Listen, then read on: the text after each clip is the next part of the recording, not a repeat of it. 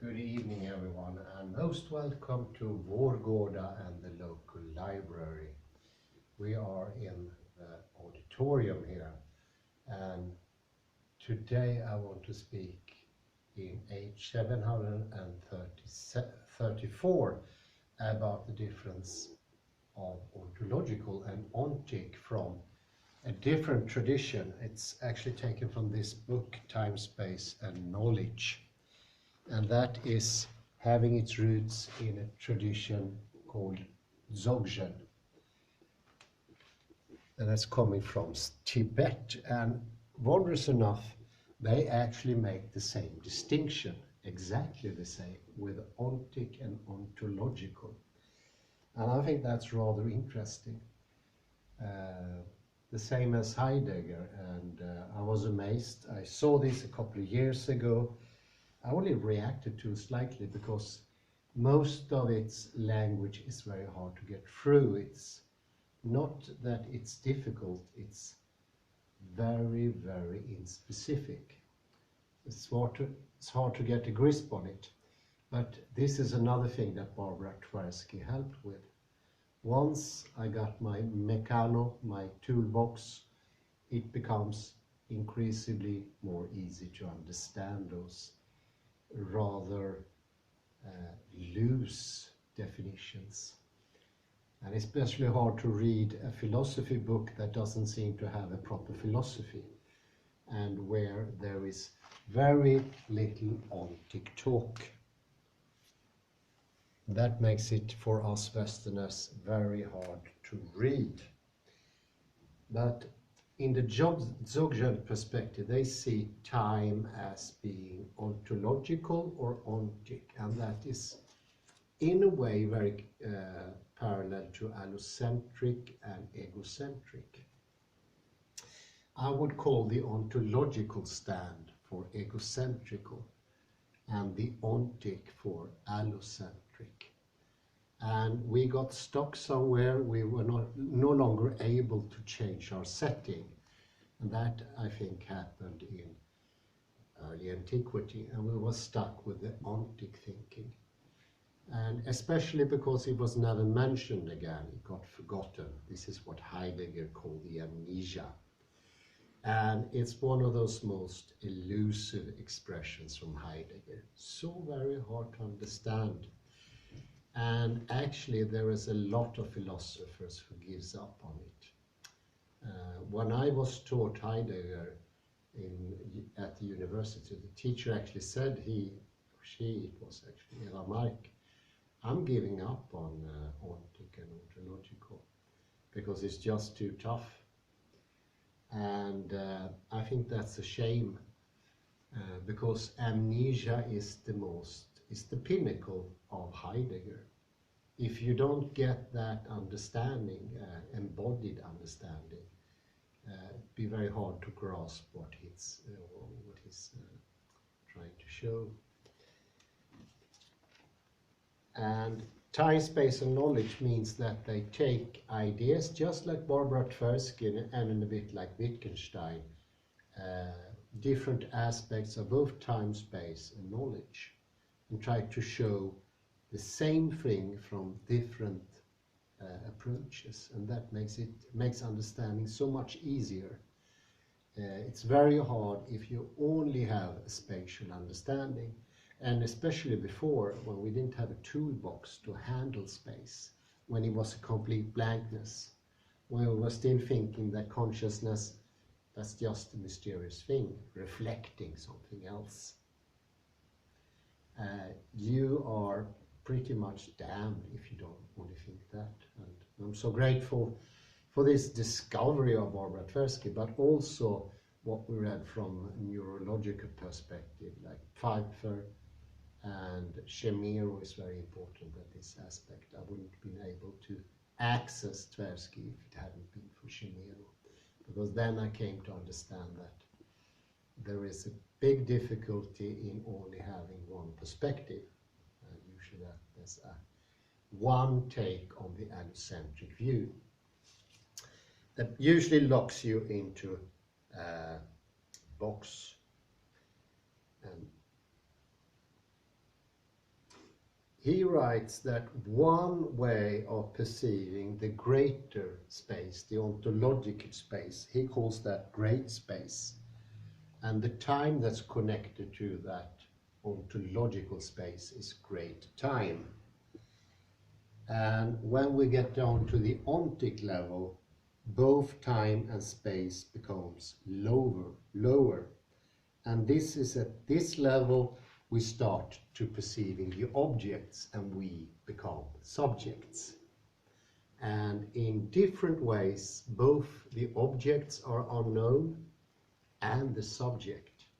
So it's unknowingness that is going on. And on the subject part, it's of course that we don't know about the spatial.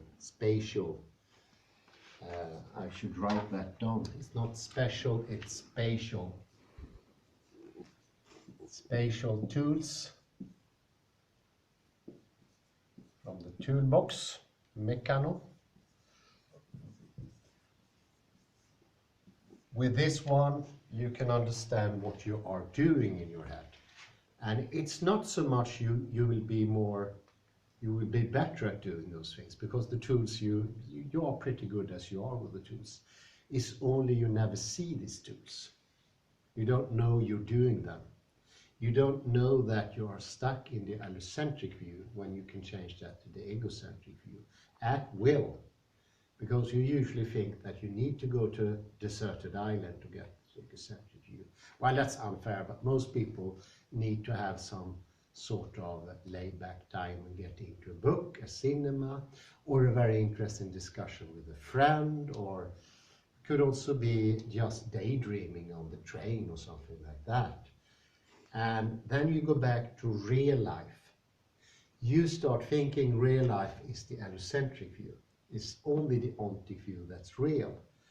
And in a way that gets sort of, as I said in the last lecture, 733, that actually gets strengthened with Das Man. But it's not coming from Das Man. It's actually lack of knowledge. And once you understand that Das Man doesn't force you to be ontic, it's rather the lack of knowledge. You need the toolbox, because then you can understand you have tools.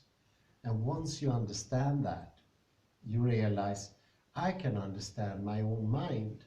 And that's a bit of an opening to the objects as well. Dzogchen go even further, because they help to open up both objects and subject.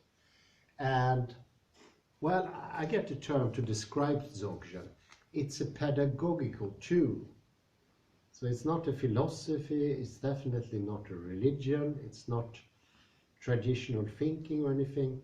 It's a pedagogical tool to help you open up new areas. It's in a way, it's actually a toolbox, but it's a toolbox where the tools are to your own making. It goes a bit further than Barbara Tversky, but whereas it's almost purely ontological, it makes it very hard to understand. I think it's a very tough thing to grasp ontology directly, because we're so used to the ontic. So we need to get our philosophical nutritional value through what we're used to. If we get pure vitamins in a concentrated format, we cannot take it. Our metabolic system cannot digest it. It needs to come in certain portions. A little bit like how I got used to truffles. I was exposed to truffles in great variety at youth. I had an uncle who was crazy about it. He bought white truffle, he bought black truffle, I don't know.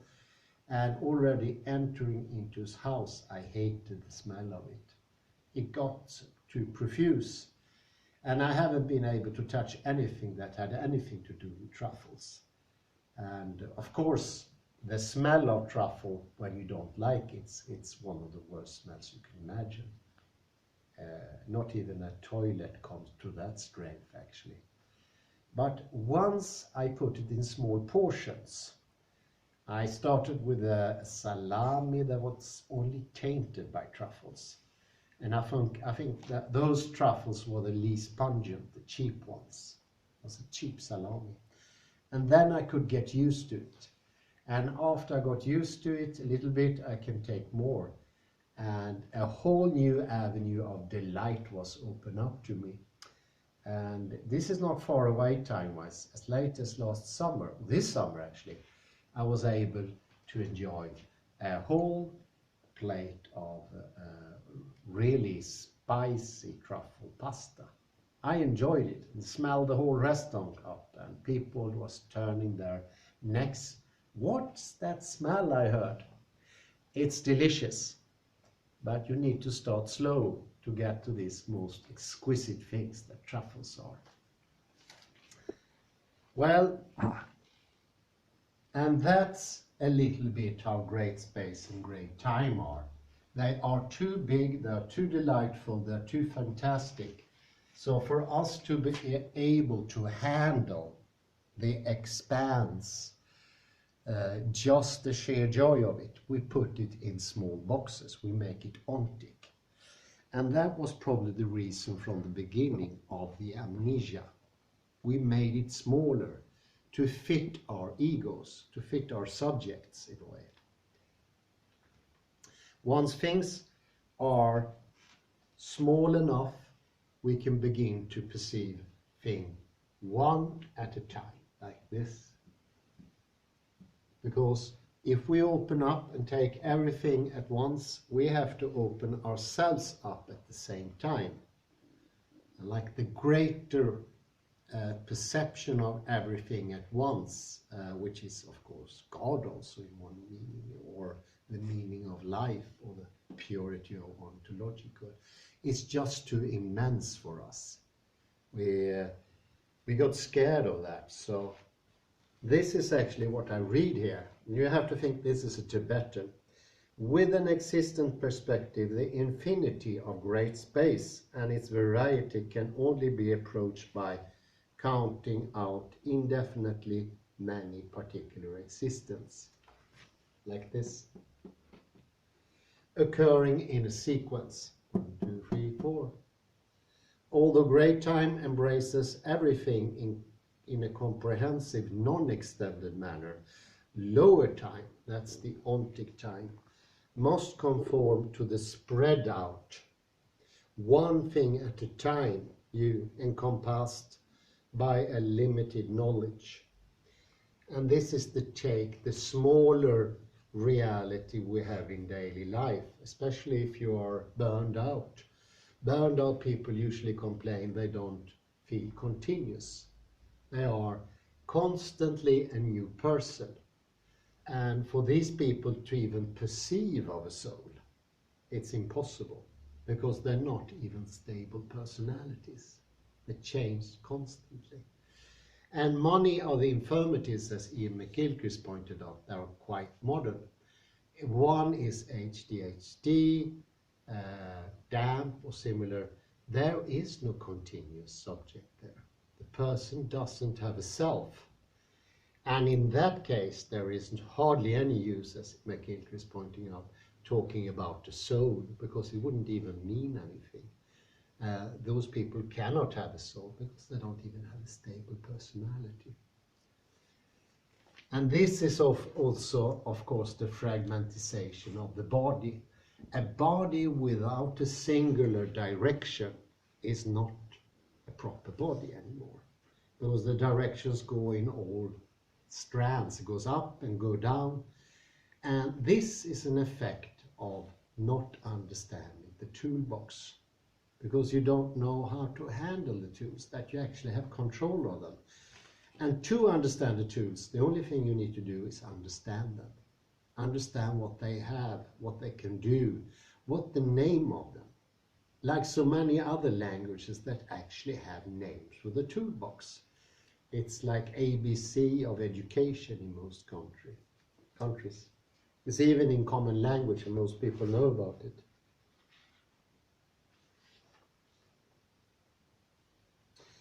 And time on this ontic level, it's a little bit like the thing things.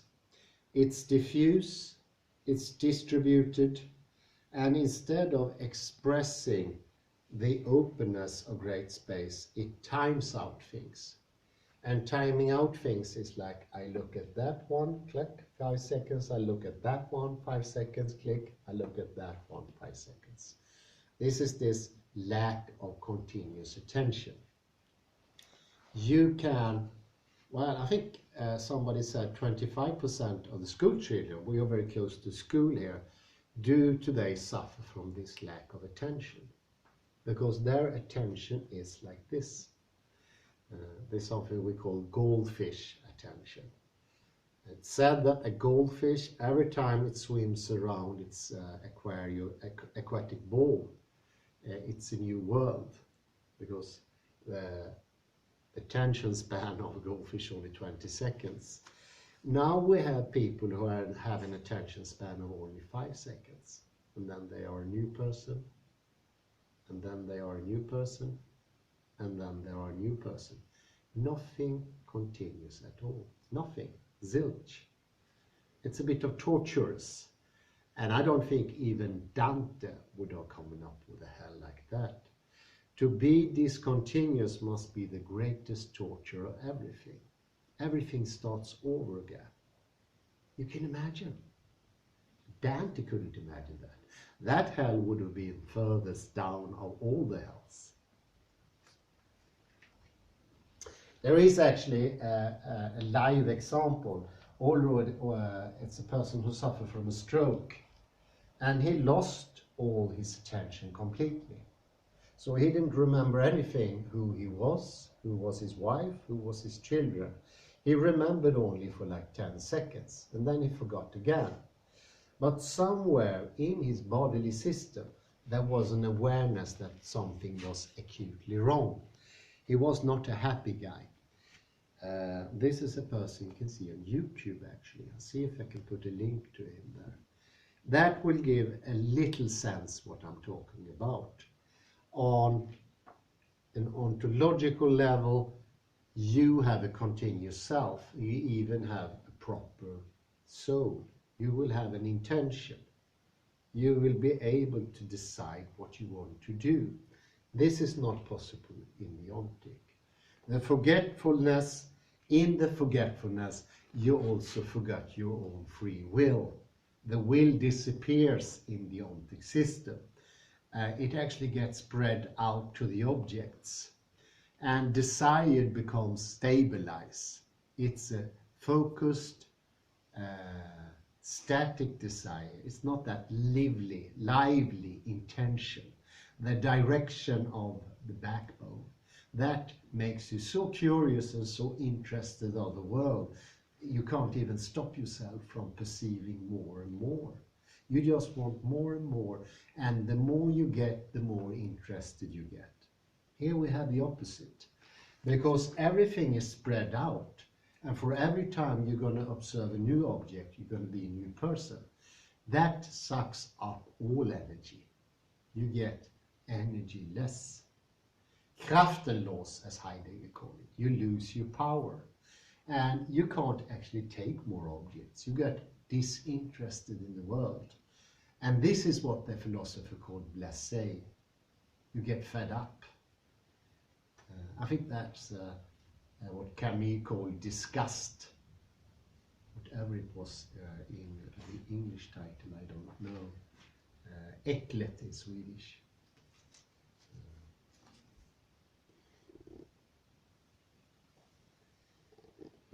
So you get a gazillion meanings as well. For every and each time you have a sort of an attraction to it, and the meaning is your energy being drawn out by this different fragmented part of reality.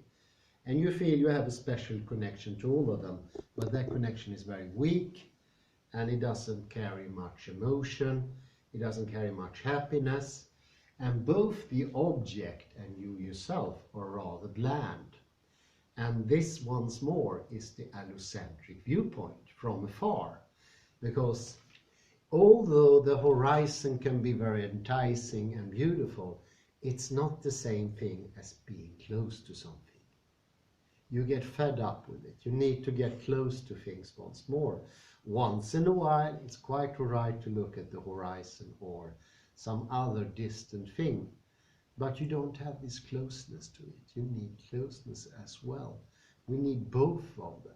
They are two different tools, and they are doing different things.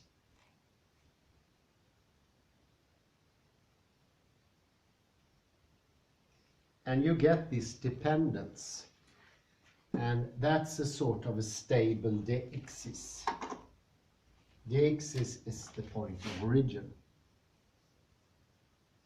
You become static in space and in time, and this is always the starting point for every new observation. That could be time, that could also be space. And that stuckedness is the tiredness of vision. I am standing here, and every time I move, I change my zooming, and it's always the same somehow. It's lacking of flexibility, it's lacking of vitality. Instead, you can actually change the focus. The subject doesn't have to be 100% here. It could be somewhere in between. You can be with the things. This is what Heidegger called togetherness. And this is the feeling in the ontological state. That's the spiritual state, when you're close with the things. And this is what I meant when I was speaking about the egocentrical viewpoint. When you walk the path as yourself, you will get a lot more, both from yourself and from your environment. And you're always at liberty to change the allocentric viewpoint. It doesn't disappear. It will always remain there as an option, but you don't have to be stuck in it. Because in the end, you will actually develop a sort of myopia. Myopia means you can't be close. You always look at things at a distance. You become long-seat, like my grandparents. They had to look at the newspaper like this. But there is a certain, that was age vision, but there is a certain point to it. We lack today to see details in the world around us. Everything becomes some sort of generalized allocentric viewpoint. And we mistake nearness for this allocentric viewpoint, because we already named every object in the world. And the doneness starts already before we enter the room. And we have a sort of feeling we know what we are going to see. There are no longer any surprises. And this vividness, this spontaneity of vision, of being able to perceive, is gone somehow. But that could actually be recaptured. You can enter life once more. You can enter reality. And what you need to understand, the only thing you need to do is to understand this, how it works. And you, with that knowledge, you will open up a new whole alley. And there is many interesting things you can find in the ontological state. And it was such a shame that my teacher never got into this amnesia, because it is very important. It is actually the pinnacle of Heidegger, not the only thing to understand. But without that understanding, all the other things loses their strength. It doesn't mean that much anymore. And I think it's time to round up. I say thank you very much, and I bid you a very pleasant evening. Good night and thank you. Thank you.